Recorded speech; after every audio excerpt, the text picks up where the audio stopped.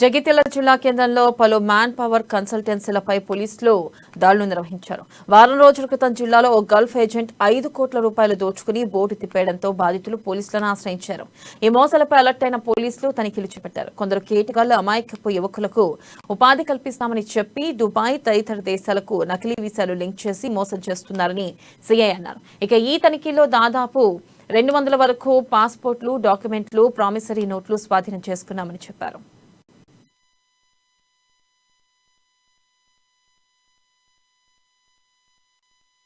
మేమందరికీ ఒకటి అప్పీల్ చేస్తున్నాం. మా పోలీస్ తరఫున జగిత్యాల జిల్లా ప్రజలందరికీ కూడా అప్పీల్ చేస్తున్నాం.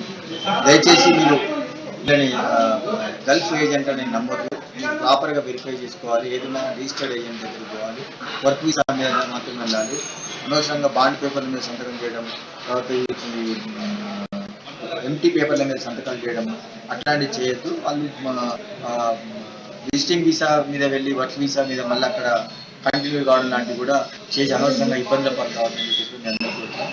మీకు ఎవరికైనా ఏమైనా డౌట్ ఉంటే పోలీసుకి కానీ హెల్ప్ లైన్ నెంబర్ గురించి వాటికి కూడా కాల్ చేసి మీరు కనుక్కోవాలి. అంతేగాని సింగపూరో లేకపోతే యూరపో ₹1,00,000 ₹2,00,000 జీతం వస్తుందని చెప్పేసి వాళ్ళు చెప్తారు. అదే మాటలు నమ్మి మీరు పోయి మళ్ళీ అక్కడ పోయిన తర్వాత మీరు అనుకున్న జాబ్ చేయకపోవడం అట్లాంటి కార్యక్రమాలు జరిగే అవకాశం ఉంది. అట్లా జరుగుతున్నాయి. చాలా మంది అట్లా మోసపోతూ ఉన్నారు.